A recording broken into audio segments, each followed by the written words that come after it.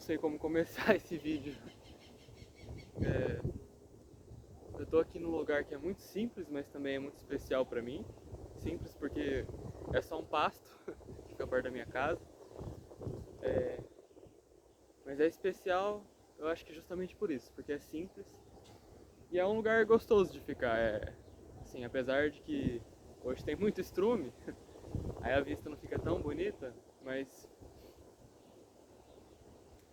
eu acho bonito, porque eu consigo ver bastante coisa daqui.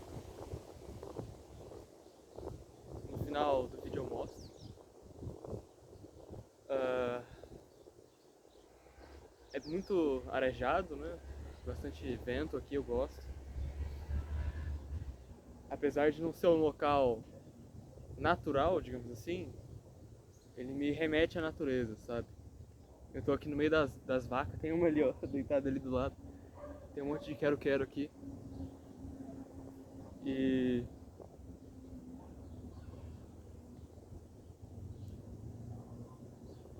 ficar aqui me faz bem. Agora são, acho que, não sei, não deve ser nem 9 horas da manhã de um domingo. Mas vim aqui passar um pouquinho da manhã, um tempo sozinho comigo.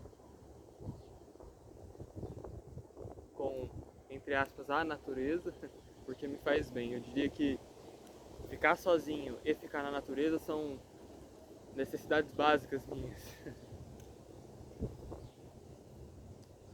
É, inclusive o que é o motivo de eu fazer esse vídeo, que é sobre ficar sozinho, né? Ou melhor, a solidão.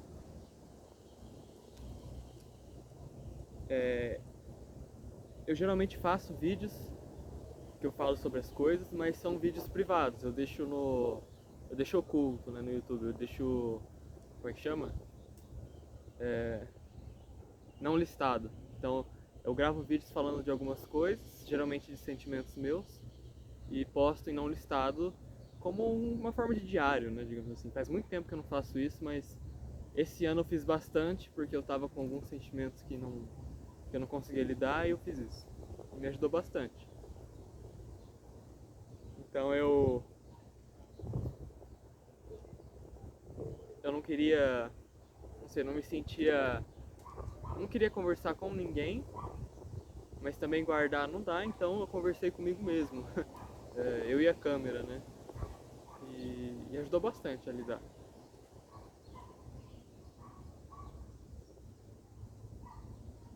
Mas esse aqui eu vou postar no público, no YouTube público. Porque ultimamente eu tava me sentindo muito sozinho. O que não é novo pra mim. Sozinho eu sempre me senti. A diferença é que ultimamente estava me incomodando, que não é normal, né? Geralmente eu aprecio muito a minha própria companhia. Eu gosto de ficar sozinho, eu me sinto livre. Tem até uma frase de Schopenhauer que ele diz: somente quando se está só é que se está livre, porque o seu comportamento muda, né? Quando você sabe que você está sendo observado. Na presença de uma pessoa você já não é você mesmo, digamos assim. Você é outro você, um mais controlado. E quando eu tô sozinho, não. Quando eu tô sozinho eu posso ser aquilo que eu sou sem qualquer tipo de freio. Eu posso ser o louquinho que eu sou, sabe? Eu posso dançar sozinho, falar sozinho, é, ficar rindo de bobeiras que só eu tô vendo. É, então pra mim ficar sozinho é uma necessidade básica. Porque embora eu seja um ser social, embora eu tenha essa necessidade de me relacionar, estar em grupo, quando eu passo muito tempo eu também me sinto sufocado. E aí pra me dessufocar eu preciso ficar sozinho. É como se eu cansasse, e de fato eu canso. Só que ultimamente, eu diria que nos dois últimos fins de semana, eu não tava me sentindo legal com a minha, com a minha solidão. Eu acho que é até melhor eu falar em solitude e solidão. Geralmente eu tenho solitude, né? Só que nas últimas 2 semanas eu tava sentindo solidão. Tava me sentindo extremamente sozinho, como se totalmente desconectado com tudo e todos, né? Como uma gota de óleo no meio de um oceano de água, obviamente. E eu acho que eu sei um pouco do porquê agora. Eu acho que eu tava me apegando muito nos outros e no que os outros poderiam pensar de mim. E tudo isso é minha imaginação, né? Eu sou uma pessoa que... Meu problema, minha dificuldade sempre foi pensar demais. Eu sempre sofri por coisas que eu inventei, que sequer aconteceram. Isso continua, né? Porque é um hábito. Ah, e eu sempre fui muito fechado em muitos sentidos. Fechado em mim mesmo, fechado no meu próprio círculo, com muitos medos. E ultimamente, nos últimos tempos, eu diria que no último ano, eu tenho mudado isso. E eu estou muito feliz com o meu progresso, feliz comigo mesmo, por estar fazendo progresso, né? Eu sempre fui uma pessoa muito fechada, que tinha muito medo. Essa é a verdade, no fundo eu não passo de um garotinho assustado, eu tenho muitos medos, medos que nem sempre eu estou ciente deles e que eu descubro assim em alguns momentos. Então, essa é a minha grande verdade. Eu acho que nos últimos dias eu descobri isso. A minha grande verdade é que eu sou um garotinho assustado e que eu estou tentando lidar com esses medos que eu mesmo inventei. Então eu sempre fui muito fechado e eu quase sempre nunca fui eu mesmo. Eu queria me encaixar, queria, como todo mundo, né? Todo mundo quer isso, me encaixar e ter amigos, que o pessoal gostasse de mim, e por conta disso eu não era eu mesmo. Eu era outra pessoa. Eu tentava ser como as pessoas que eu queria ser amigo. Isso me levou a um determinado momento da minha adolescência a entrar em crise, uma crise de identidade, assim, caraca, quem eu sou? Porque eu tentei fingir ser alguém que eu não era e não deu certo.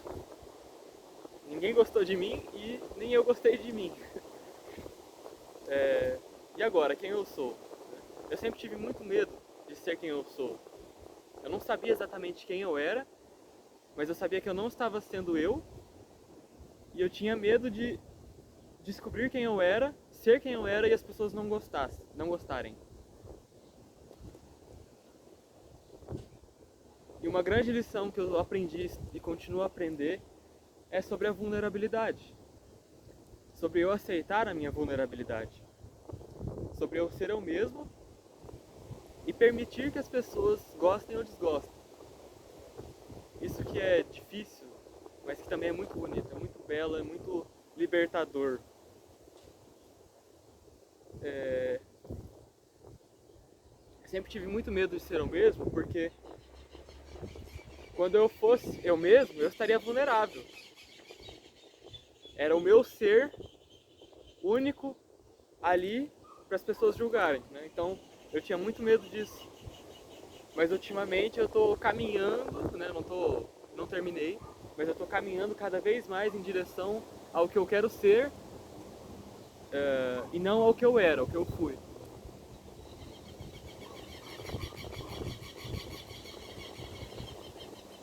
Véi, tem uns quero-quero aqui perto, eu tô com medo. Mas enfim. Então, eu estou aprendendo a aceitar essa vulnerabilidade.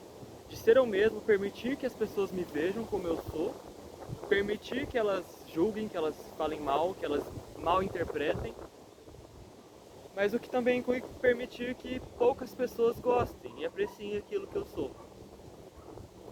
Isso, pra mim, tem sido muito libertador. Tudo fica mais gostoso, digamos assim. Eu ainda tenho muito medo interior de que as pessoas me vejam com maus olhos, de que me achem um babaca, de que me achem arrogante. Mas eu também estou cada vez mais aceitando e percebendo que quando eu aceito a minha vulnerabilidade, que eu estou aqui de peito aberto, quem quiser me dar uma facada no peito me dê, eu vou aos poucos soterrando, superando esse medo, me aproximando daquilo que eu quero ser, de que eu sou realmente, e a vida vai ficando mais leve pra mim. É, então meu problema não, né? A minha dificuldade esses últimos tempos tinha sido a solidão. Por quê? Porque eu sempre fui de ficar no meu próprio círculo. Né? Eu não quero novos amigos. Por quê? Porque novas pessoas na minha vida significaria o quê?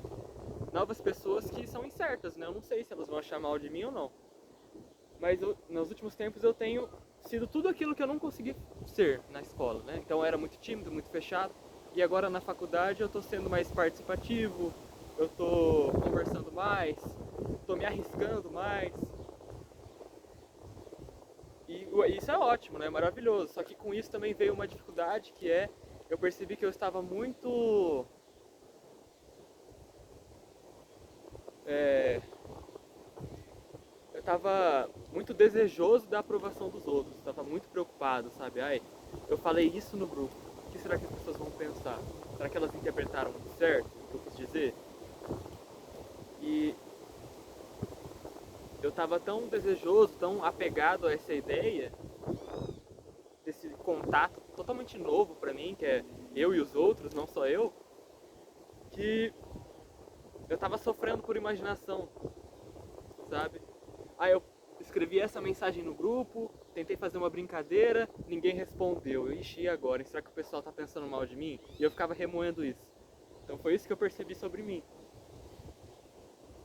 O que também tem muito a ver com ficar no celular, sabe? Pra mim, é, quanto mais tempo eu ficar longe do celular, pra mim é melhor. Eu me sinto melhor, minha ansiedade diminui e tudo fica melhor pra mim. A tecnologia é algo que eu pessoalmente preciso usar com muito cuidado, com muita moderação, porque se eu fico muito tempo no WhatsApp ou no celular que seja, e deixo de estar no mundo real, que é isso aqui, esse vento gostoso, eu começo a ficar ansioso, começo a sofrer. Então o que eu queria falar nesse vídeo era sobre três coisas, né? A vulnerabilidade, que eu já falei, que é a gente aceitar a nossa vulnerabilidade enquanto indivíduos no meio social, sobre a solidão, que é inescapável, né? Inclusive tem um autor, que era um ator, na verdade, de teatro, que ele diz: a solidão é uma condição humana. A gente tá sozinho dentro da nossa pele, dentro da nossa cabeça. E pra mim toda relação nesses últimos tempos estava sendo insatisfatória, sabe? Parecia que ninguém, por mais amável que essa pessoa fosse, estava me dando aquilo que eu queria, sabe? Mas eu acho que aí tem duas partes. Duas, né? Eu fiz quatro, são duas. É... Uma parte disso era um problema meu, porque ninguém ia dar aquilo que eu queria. Aquilo que eu queria só eu podia dar a mim mesmo. E, e segundo, a parte do outro também, né? Porque a gente tem sido cada vez mais frios uns com os outros. Nossa cultura tem estado cada vez mais distante. A gente está perto, mas está longe. A gente trata friamente as pessoas, a gente não é amoroso, a gente julga, a gente não dá carinho, né? A gente não oferece compreensão. Então, parte desse meu sofrimento de solidão era um problema meu, sim, que é a maior parte, que eu diria que é 90%, mas 10% eu também diria que é nosso, enquanto coletivo. E a solidão é inescapável. Por mais que você se rodeie de pessoas, você está sozinho, porque você tem interesses em comum, você tem gostos em comum, mas nenhum destino em comum. Você vai sempre nascer e morrer sozinho, então a gente precisa gostar da nossa companhia, a gente precisa aceitar que nós estamos sozinhos. E agora eu estou conseguindo aceitar de novo que eu estou sozinho e estou conseguindo apreciar isso. Porque toda companhia é temporária, né? Às vezes eu tenho algumas pessoas que são minhas amigas, mas elas estão temporariamente. Pode ser um temporariamente mais longo, de 5 anos, que elas vão ficar comigo, mas é temporário, uma hora elas vão embora, né? Então, a primeira coisa que eu queria falar sobre hoje é a solidão inescapável nossa, vulnerabilidade, que eu já falei, e por último falar de linguagem e pensamento. Então eu falei que esse vídeo eu vou postar no público e é por causa disso. Eu estava me sentindo muito sozinho, mas eu sentia que só postar pra mim mesmo ver não iria ser suficiente, sabe? Talvez esse vídeo chegue a uma única pessoa lá do outro lado do Brasil que vai tocar o coração dela e que ela vai falar: nossa, Matheus, que achado, né? Que gostei muito da sua pessoa, e eu já vou me sentir feliz. Então não é pra necessariamente ganhar visualização, eu não quero ficar famoso. Ficar famoso pra mim não seria legal, eu acho. Eu não me adaptaria. Porque a minha natureza é introvertida, né? Eu não sou tímido mais, eu já fui, mas não sou mais. Eu tô conseguindo me relacionar e falar em público, tudo isso, fico muito feliz, tô conseguindo. Então eu não sou tímido mais, mas eu sou introvertido, o que significa que, por mais que eu apareça e que eu seja visto, eu quero, na maior parte do tempo, não ser visto. Eu prefiro passar despercebido. Essa é a minha natureza. Então ficar famoso pra mim não seria legal. Eu acho que eu enlouqueceria se eu tivesse que ir à padaria e 5 pessoas, no mínimo, já viessem pedir autógrafo, tirar foto, sabe? Eu ia gostar, eu ia me sentir amado, mas também eu ia ficar sufocado. Então não é pra ficar famoso que eu faço isso, que eu tô postando esse vídeo. Mas é na esperança de que talvez algum coração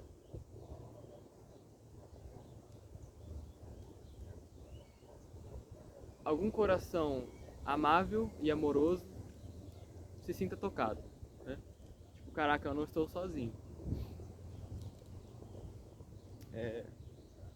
Então é por isso que eu postei esse vídeo. Eu deveria ter falado isso no começo, né? Mas acontece. Não tem roteiro, tô falando o que vem na cabeça. E sobre a linguagem de pensamento, algumas reflexões que eu tive com base na minha vivência, um pouquinhozinho assim de estudo, porque eu sou muito ignorante, né? Eu tô começando a faculdade agora, tô no primeiro ano, e alguns livros que eu li que são ficções, né? Romances.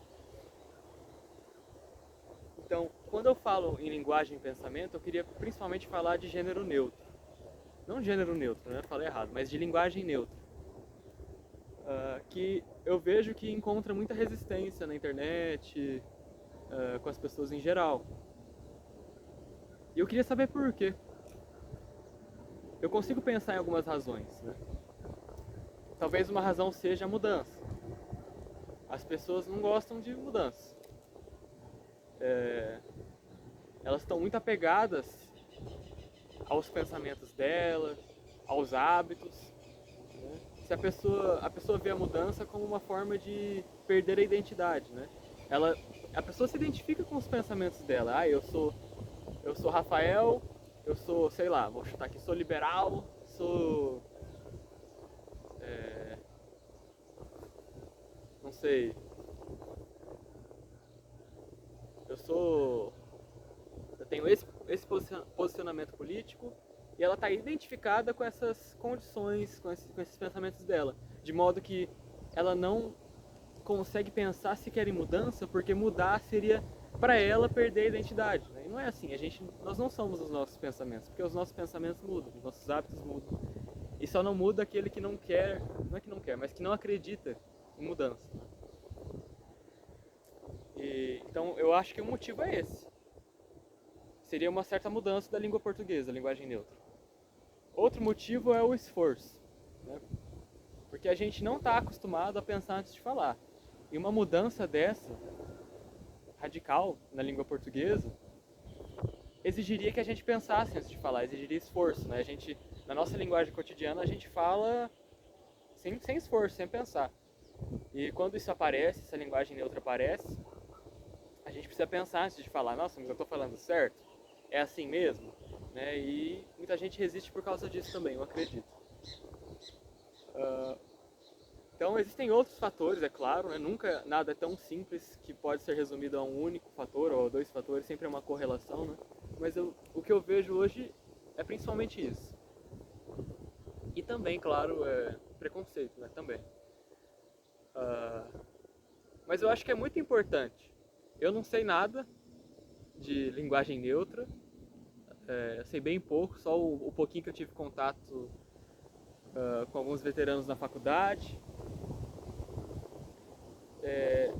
Mas sabendo pouco eu já sei que é muito importante. Por quê? Porque a gente não consegue mudar um pensamento sem mudar a linguagem. Porque não existe pensamento sem linguagem. O pensamento ele foi, como é que eu posso falar? A linguagem é o que deu forma ao pensamento, né? É um molde. Claro que a gente pode pensar a gente pode ter um pensamento que é puramente visual, né? Uma imagem, ou só auditivo. Sim, mas pensamento lógico sem a linguagem não existe. E esse ponto de precisar mudar a linguagem para nós mudarmos o pensamento, eu me baseio em alguns livros que eu li, algumas ideias que eu tive em alguns livros. Né? O George Orwell, eu falo muito desse cara. Porque também o livro 1984, você pode pensar muita coisa dele, né? Tirar muita coisa. Por isso que eu falo bastante. Mas o que acontece no livro é que naquele governo totalitarista, eles chegam inclusive a criar um idioma novo, né? Que é a nova fala, que é um idioma muito limitado,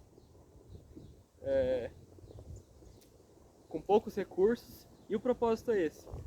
Como eles querem controlar as pessoas cada vez mais, inclusive o pensamento, eles criam um novo idioma que vai carecer de algumas palavras. Então a palavra liberdade não existe nesse idioma que é a nova fala. Existem outras palavras também que não existem agora, mas que eu não consigo me lembrar.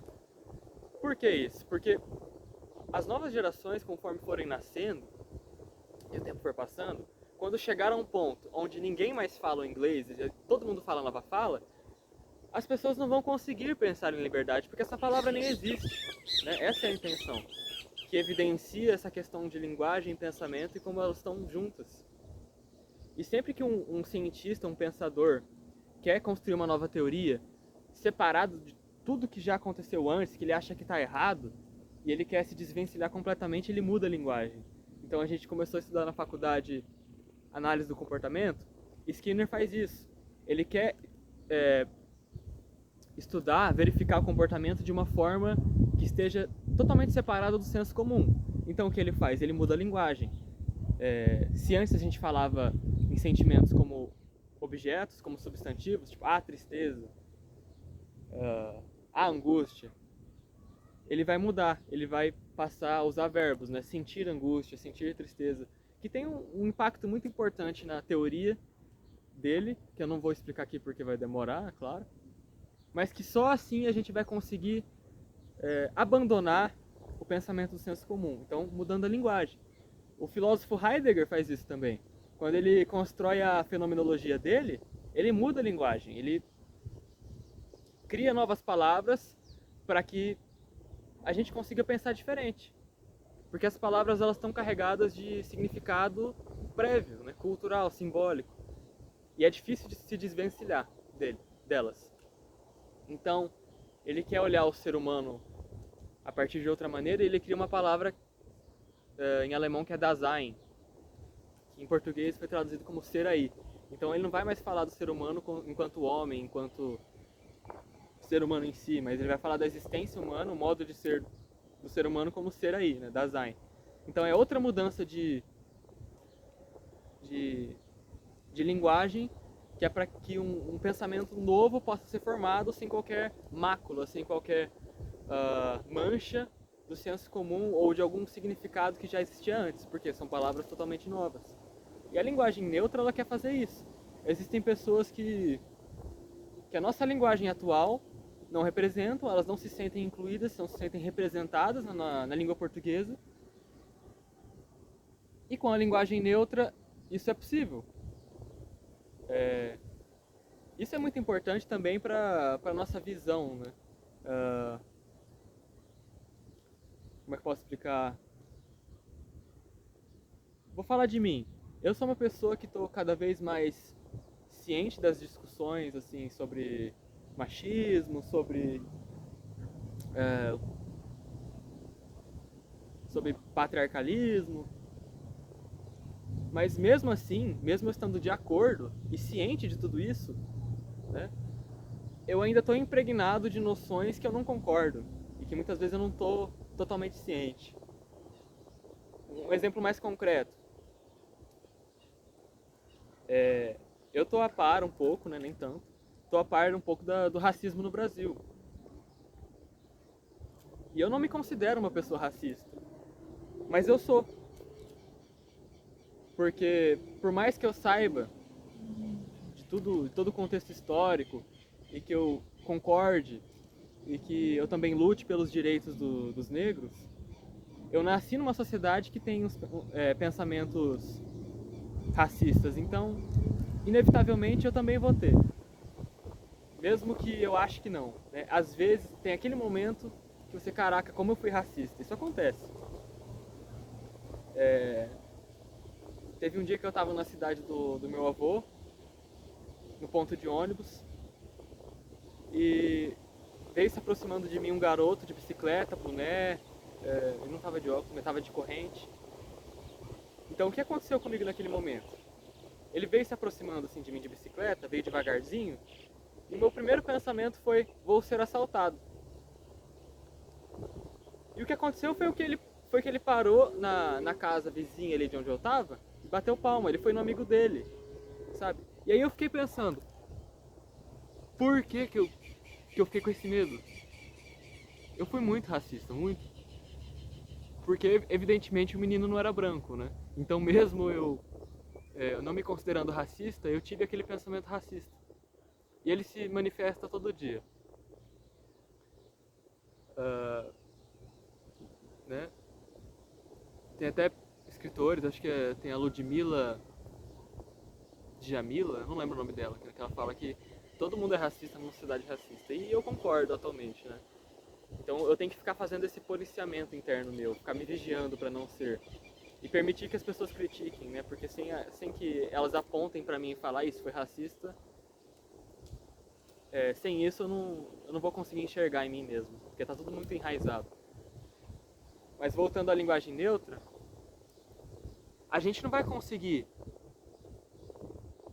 tirar o homem do pedestal em relação à mulher, a gente não vai conseguir deixar de pensar no homem toda vez que alguém falar em cientista, toda vez que alguém falar em uma pessoa de sucesso, se a gente não mudar a linguagem.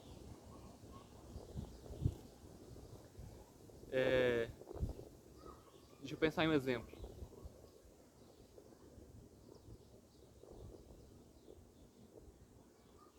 Pensando em uma profissão, que eu posso dar um exemplo. Médico, né? Ou cientista, cientista melhor. Porque não tem variação, o cientista e a cientista. Mesmo assim, a gente ainda pensa no homem. Por causa da linguagem, né? Por causa da bagagem da nossa vida, que é cultural e sociológica, mas também por causa da linguagem. E quando a gente muda, né? Eu nem sei se está certo, mas se a gente fala e cientiste, eu sei que é estranho porque é novo, né? Simplesmente isso. Depois deixa de ser estranho. Então se a gente fala e cientiste, é uma coisa nova. Então quando a gente fala isso, a gente já não pensa mais automaticamente num homem. A gente pensa em algo que não está definido, que pode ser homem, pode ser mulher, ou pode ser um gênero neutro, não binário, né? Então, é estranho, porque é novo, é diferente, exige esforço, mas eu fico pensando no impacto que isso tem, né? Talvez com uma linguagem assim, a gente não pensa de imediato num homem. E assim a gente consegue, talvez não eliminar, mas ir abrandando, mitigando o machismo em nós. É isso que eu tava pensando. Porque eu, pelo menos, quando escuto... São poucas pessoas que falam, né? Mas quando eu vejo alguém falar com linguagem neutra, eu já não penso automaticamente no homem. Eu penso em algo que pode ser homem ou pode ser mulher, ou pode ser não binário, né? E isso, pra mim, eu vejo isso como fantástico. Eu vejo isso como transformador, como capaz de mudar o nosso pensamento.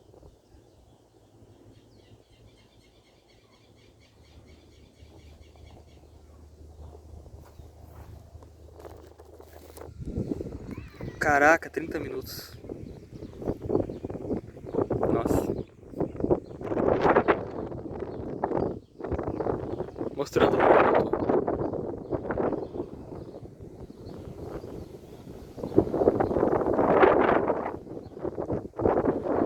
Então é isso. O vídeo vai acabar por aqui, que já tá muito longo. Tava sentado nessa árvore aqui. Nossa. Não achei que ia ficar tão longo, não. Talvez eu não tenha conseguido me expressar de uma forma satisfatória, mas é porque não tem roteiro, né? Eu não escrevo nada, não planejo.